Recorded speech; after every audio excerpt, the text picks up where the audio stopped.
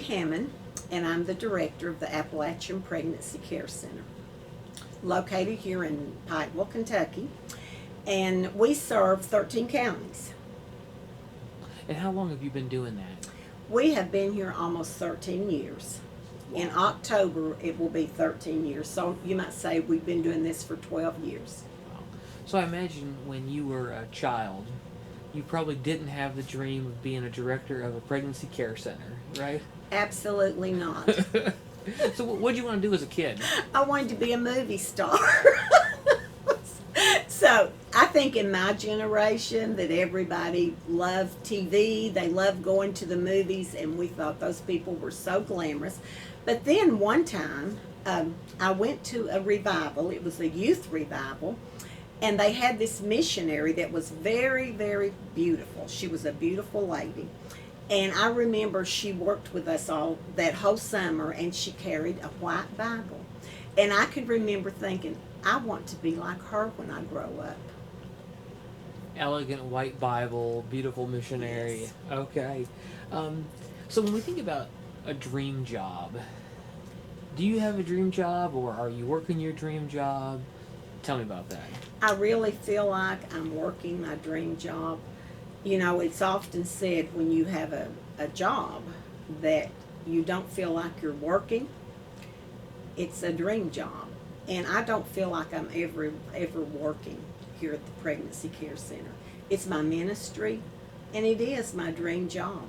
It's what when I wake up every morning, I'm excited. I'm excited to see what's going to happen that day. Now, obviously over life things happen, and this is clearly not where you thought early on where you thought you would be. Did anything happen in life to spur you onto this path? I was a librarian for 30 years, and I was in a high school. I was a high school librarian, and I saw a lot of teenagers. I worked with a lot of teenagers. Actually, I've worked with teenagers my whole complete life, just about.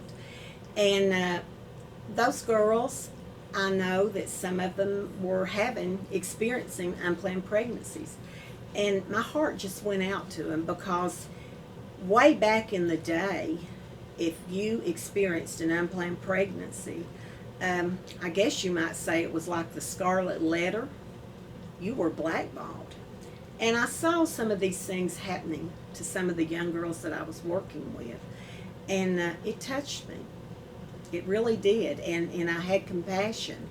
And I thought, somebody needs to let this girl know that this has happened. Yes, this has happened to you. But it's a life that God has created. And even though it might look like a mistake to others, it's no mistake with God. And you can, even though there's some hurdles you're going through, you can get okay. You can get better. And I had that story I wanted to share and to tell and to encourage. So now, in a sentence, if you were to sit with somebody and say, here's what your call is, what is Kay Hammond's call? Here is my call. I want to make a difference in my community, and it really in the world that I'm living in right now. This is my time now. And I've had plenty. I've got less time, you might say. I have less time than I've had before, but this is my time, and I want to just help. What do I want to do? Let me think about that. I want to make a difference. I do. I want for me to connect with another human being that's on this journey. We're all on a journey. And to just go alongside and help someone on a journey that maybe has fallen during the journey, had some rough times. I want to be an encourager and say, you can do it. There's been so many times in my life that I've had people to encourage me. Actually, Rob, you are a great encourager. You have encouraged me before. Probably you don't even know it. But I want to be that person that encourages and says, okay, it's going to be okay. You can do it. And let's see what resources are out there for you. Let's see how we can help you carry on with this journey and make it a better journey. So would you say that what you're doing right now aligns with your call? Absolutely. What I'm doing absolutely aligns with my call. My husband is a pastor, and I can remember when he's a former UPS driver. He was a bivocational pastor. So I can remember when he first went into the ministry with his church, with everything like that. So I guess you might say, hang on to his coattails. And I was doing what I thought was my part as a minister's wife. I was being the devoted minister's wife. But I felt like like I said, I was hanging on to his coattails. And so I prayed. I asked God, I said, God, I know that there's a calling on my life. And I know that you've given me spiritual gifts. And God does. He gives us all spiritual gifts. And I said, I want to use my spiritual gifts, not Dave's. I want to do what you want me to do. And when I first heard about a group getting together to start this pregnancy center, I read it in the newspaper. And so I went to that meeting. And once I was at that meeting, I was thinking, Lord, are you calling me to do this? And so we got involved. And I knew without a doubt, they hadn't even named me director because we formed a board. And they had not named me director at that time, but I knew they were going to, because it was God's call on my life. And I can tell you how I knew for sure. The first year that we were here, we had a 15-year-old pregnant girl. This girl had no family support. And when I'm saying no family support, I mean no family support. And she was dropped off here. And so I was the one that met with this girl every month. And I grew to love her. And she grew to love me. And I felt so sorry for her because she did not. The only support she had was right here at this pregnancy center. So we do layettes that we take to the hospital, brand new layettes to give to our clients when they have their babies. So she had her baby. I went to the hospital and knocked on the door. It was closed. And I said her name, and she opened. I opened the door, and I said, "Here, I've brought your layette." I said, "I've come to celebrate your baby." And she just looked at me. That room was dark. There was no one there, and we all know that when a baby is born, it's a time of celebration. You have all the parents, you have the grandparents. There was no one in that room but me and her. And I was sold. I thought, yes, Lord, this is what you called me to do. And so I sat by her bed and I started taking out those items, those baby items. And we would go through each little item. And I saw her face light up. And I thought, wow, this is it. And so I knew that in that hard time of her life, that what I was doing was making a difference. And I was sold on the Appalachian Pregnancy Care Center from that point on. And I knew that I am in God's calling right now. I've tried different things in my life. I've tried many, many things. But I know this is where God has me at this journey. Right where you can be such a chief encourager and just Yes. really love people, making just a radical difference in, would you say 13 counties? 13 counties. 13 counties. Unbelievable. So who would you say has been most influential on helping you kind of discover this call in your life, this call of making a difference? Who's been most influential? Are you talking about throughout my life? Yep. I would say probably my grandmother. I had a very loving grandmother, and her daughters, my aunts, that were reached out to people. Just her house was open. And I know there's times my grandfather probably thought, who are all these people? But it was just an open house of love. And my aunts were the same way. And all through my life, those people were a great influence in my life, a very big influence. And I saw how that, especially two aunts that I had, how they made a difference in my life, because they were very instrumental in seeing that I went to college. I actually lived with one my freshman year, and I think that they were very instrumental in my life. So if a person was watching this and they said, you know what, like, Kay, I want to be a director of a pregnancy center, this is what I want to do. What did you do to align yourself to be in this position today? I think one of the things I did to align myself was I was already in the ministry. I was a pastor's wife. And that can mean many different things. It really can. And I had a television talk show. It was a Christian talk show.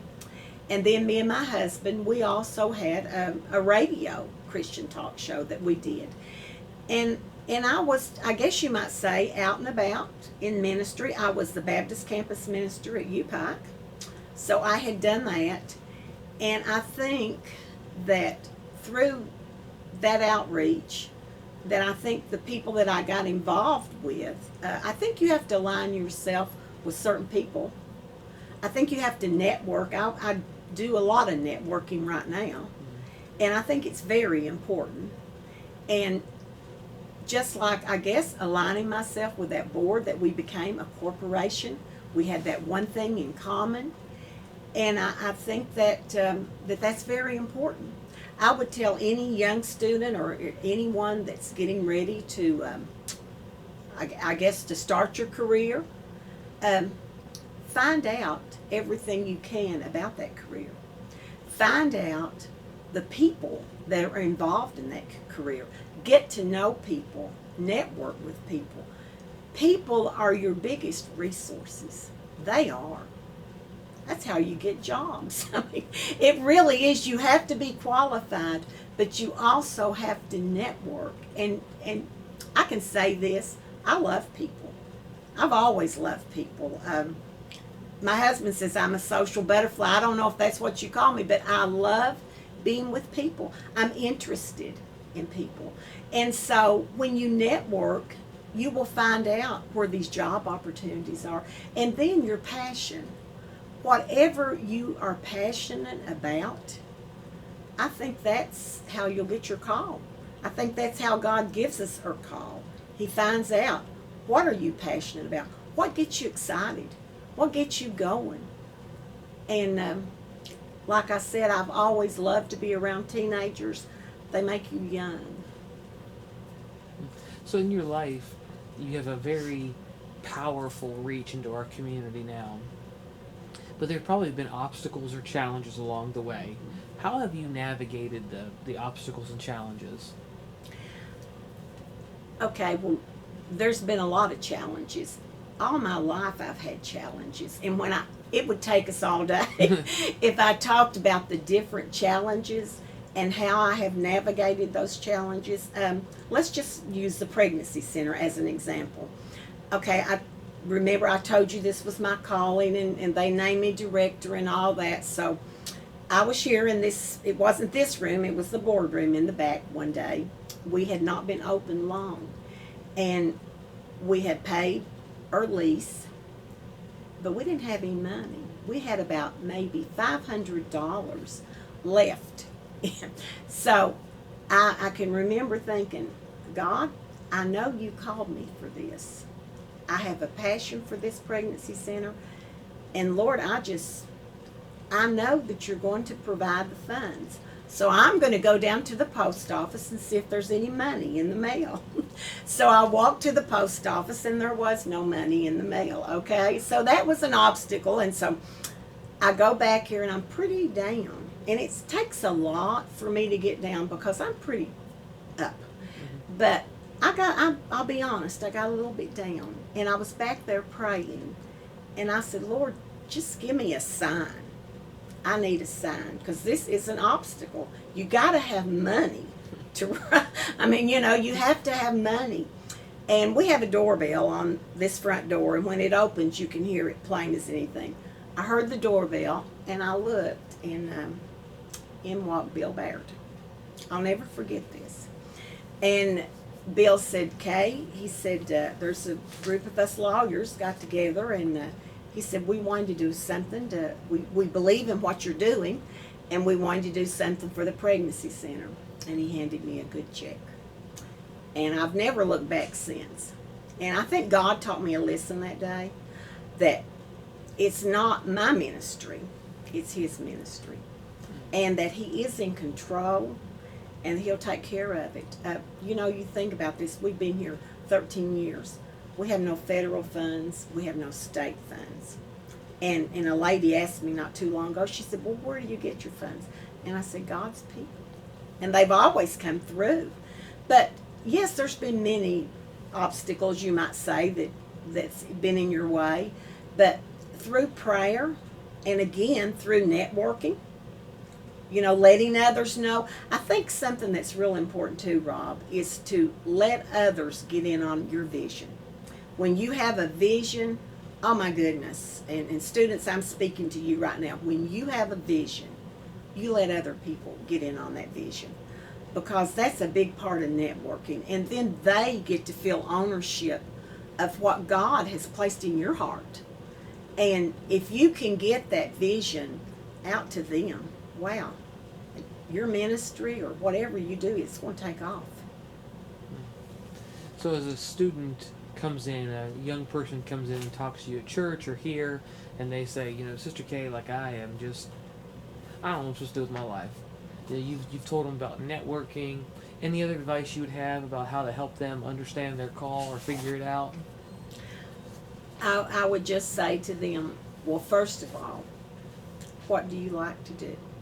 What do you like? And you know, sometimes as a young student, it's hard to figure out what you like. Like, I'll give you an example. When I went to school, when I graduated, was Pikeville College then, but I was going to be a teacher. Because basically, I wasn't smart enough to be a doctor. I knew that. I would have loved to have been that, but I knew that I couldn't do that. But I was going to be a teacher because everybody in my family was a teacher. And I don't know that that was my calling.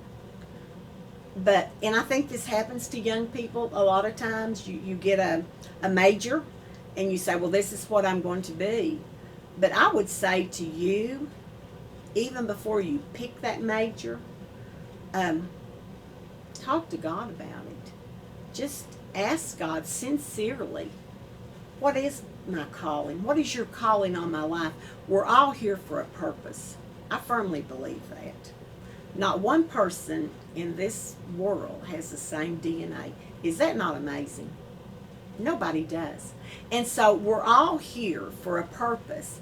And if we found out that purpose early, man, wouldn't we be better off?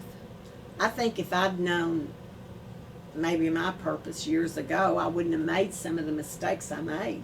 And did I make some mistakes? Plenty. Plenty. We do. But I would say, whatever you're passionate about, what you like, pursue that. And don't just half-heartedly pursue it. Be dogmatic. Pursue. That'd be my advice.